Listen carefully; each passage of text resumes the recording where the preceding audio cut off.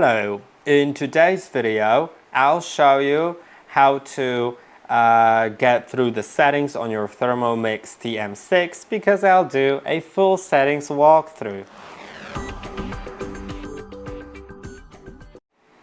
The settings can be found after clicking on three lines in the top right corner, then clicking on settings. Now, you'll find lots of different settings, and let's get through all of them to understand what they mean. The first one is, of course, the language. You can click on it to change the language, then it'll apply it. Then the country or region can be changed, and now Wi-Fi. You can enable the Wi-Fi and then connect to a Wi-Fi network so you have connection with the Cookidoo cloud if you have the account signed in. By the way, you can also connect to other networks, which means if your network has a hidden SSID, which means you cannot see the network on the list, but you know it's there because it's a hidden network, you can enter its SSID, which is the name of the network, and then the password.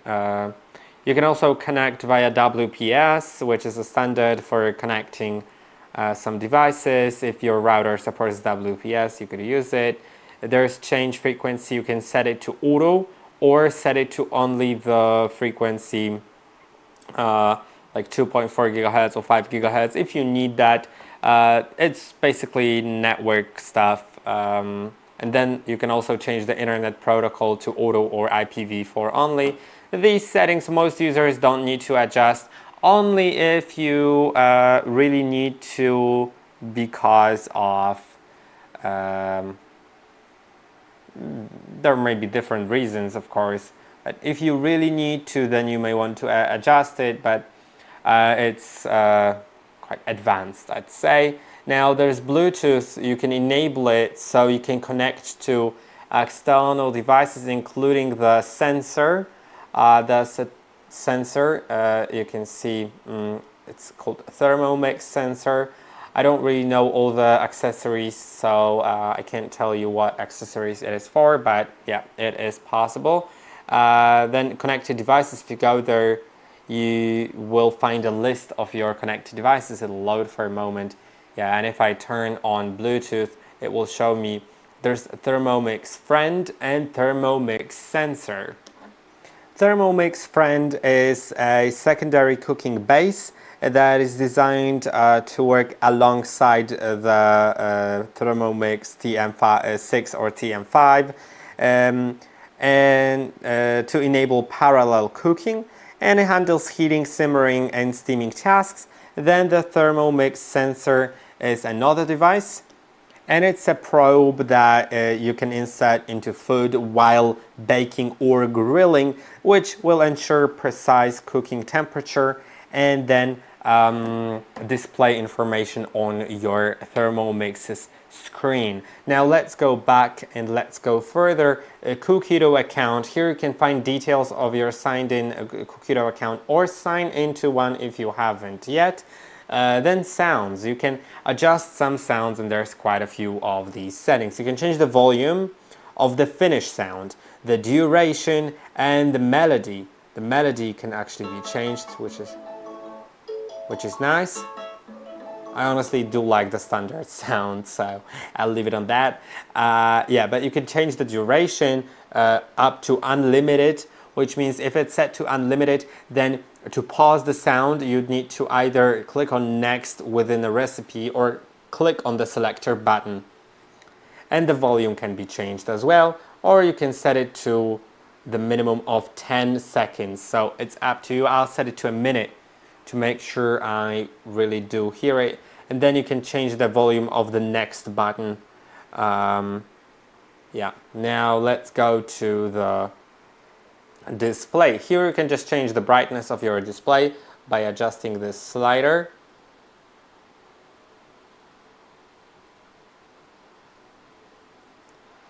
And now let's get further. It's going to be keyboard layout.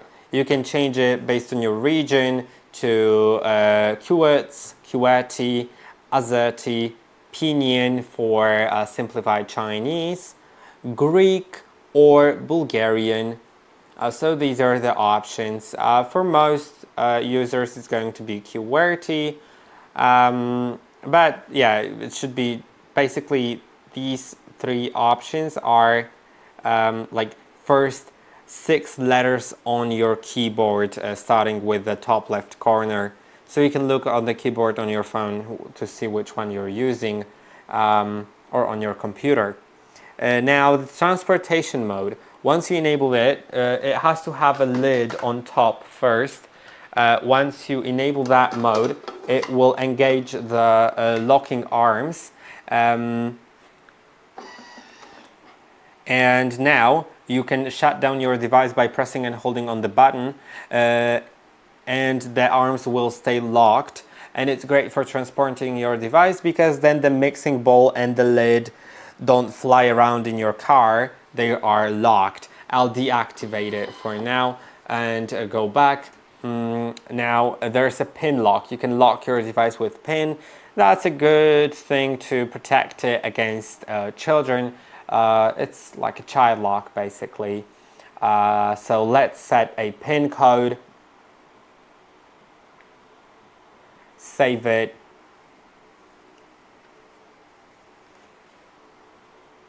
And now the pin is activated. So when I turn the device off,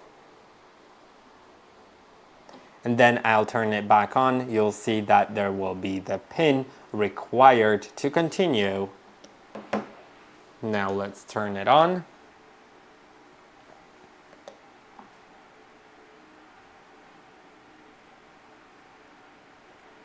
And as you can see, there it is. It asks for my pin. If you've forgotten it, you can click on I forgot my pin and then you'll be able to reset it, but try not to forget it.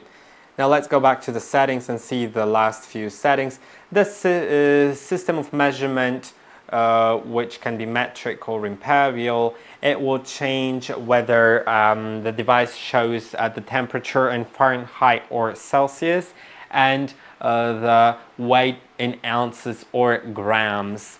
Now then there are privacy, there's just data usage and privacy policy statements, so you can read them in case you'd like to learn more. Then there's a Thermomix version update. You can see the serial number, the MAC address, the ID of your Cookidoo, and the version of the system. Then you can check for software updates to see if there's any new available. By the way, you can watch a video on how to update if you aren't sure what to do if it finds an update.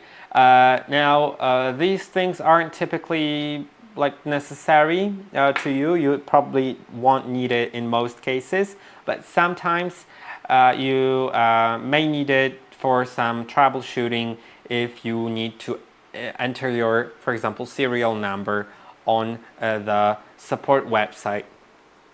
Now the last thing is a factory reset, which will reset all the data of your device to the factory state, factory default state, and that's it. I hope that this video was helpful. Don't forget to like and subscribe, and I'll see you in the next one.